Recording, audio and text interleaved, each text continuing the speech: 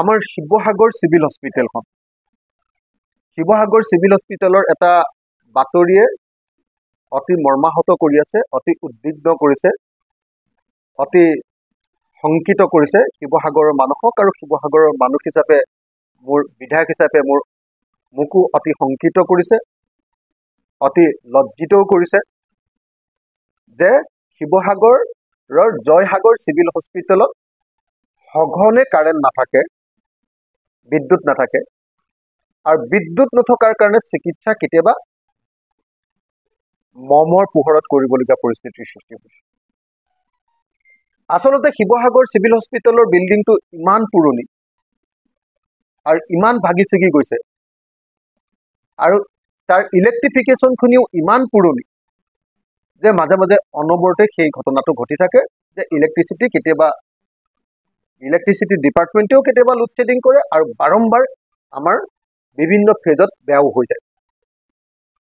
সেইকাৰণে মই স্বাস্থ্যমন্ত্ৰী কেশৱ মহন্ত ডাঙৰীয়াক আমাৰ বিল্ডিঙৰ সম্পূৰ্ণ ৰিন'ভেশ্যনৰ কাৰণে স্মাৰকপত্ৰ প্ৰদান কৰিছিলোঁ, বিল্ডিংকেইটা নতুনকৈ বনাবৰ কাৰণে স্মাৰকপত্ৰ দিছিলোঁ, আৰু লগতে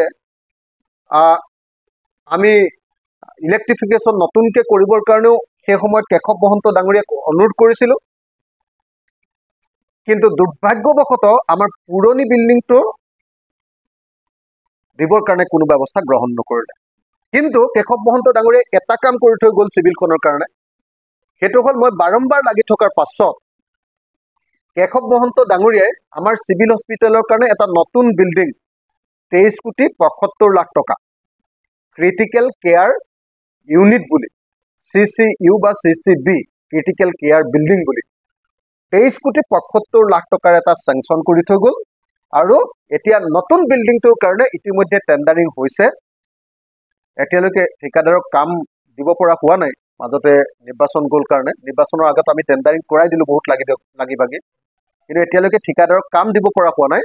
কিন্তু অচিৰে নতুন বিল্ডিং এটা হ'ব, সেইটো কিন্তু ক্ৰিটিকেল কেয়াৰ বিল্ডিং। কিন্তু দুৰ্ভাগ্যৰ বিষয় চিভিল হস্পিটেল এখনত যেতিয়া যিটো কেঞ্চাৰ চিকিৎসা হ'ব লাগে তাৰ ব্যৱস্থা কৰা নাই। আমাৰ ICU যিকেইটা আছে ICU কেইটা অৱস্থা অত্যন্ত বেয়া। তাৰ পাছত আটাইতকৈ ডাঙৰ আমাৰ চিভিল হস্পিটেলখনৰ গুৰুতৰ সমস্যাটো হ'ল যে আমাৰ 26জন ডাক্তৰ লাগে, একদম চেংচন পোষ্ট আছে 26জন, কিন্তু আছে মাত্ৰ ডাক্তৰ 18জন।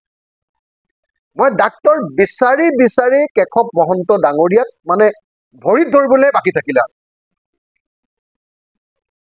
4জন ডাক্তৰ আনিব পাৰিলোঁ কেশৱ মহন্ত ডাঙৰীয়াৰ পৰা, কিন্তু 26জন ডাক্তৰ যে লাগে সেই ব্যৱস্থাটো এতিয়ালৈকে কৰিব নোৱাৰে।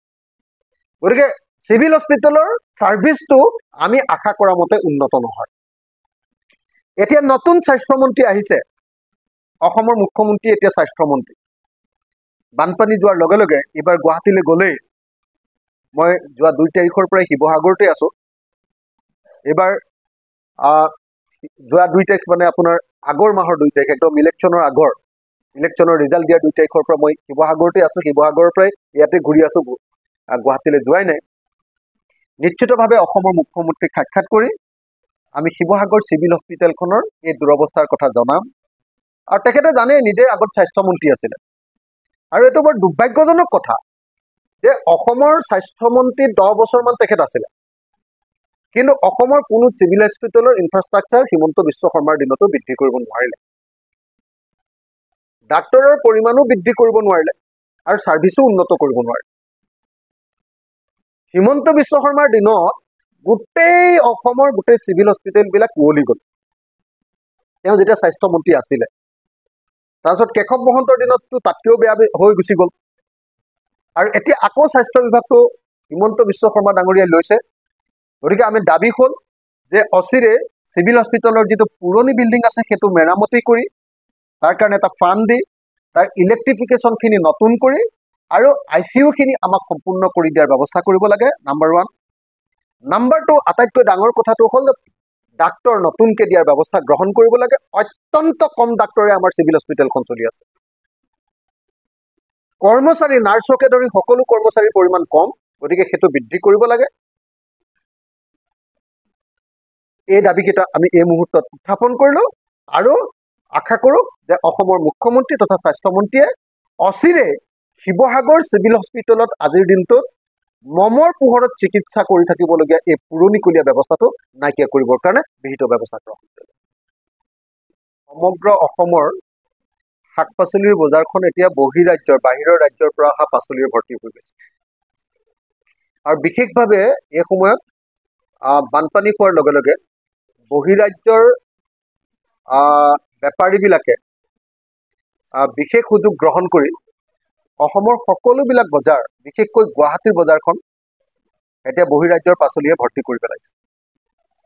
অসমৰ মুখ্যমন্ত্ৰীক আগতে কোৱা শুনিছিলোঁ যে ইয়াৰ ওপৰত টাস্ক ফ'ৰ্চ গঠন কৰা হ'ব, একশ্যন লোৱা হ'ব, ইনস্পেকশ্যন কৰা হ'ব, ব্যৱস্থা লোৱা হ'ব। কিন্তু দুৰ্ভাগ্যৰ কথা যে অসমৰ মুখ্যমন্ত্ৰীৰ সেই একশ্যন আমি এতিয়ালৈকে দেখা নাপাওঁ। যেনেকৈ বহিৰাজ্যৰ গামোচাৰে আমাৰ অসমখন ভৰ্তি হৈ আছে, এতিয়াও মেচিনৰ গামোচাৰে আমাৰ অসমখন ভৰ্তি হৈ আছে। ঠিক তেনেকৈ বাহিৰৰ শ্বিলঙৰে হওক বা অন্য ঠাইৰে হওক বহিৰাজ্যৰ পাচলিৰে এতিয়া সমগ্ৰ অসমখন গ্ৰাস কৰি পেলাইছে।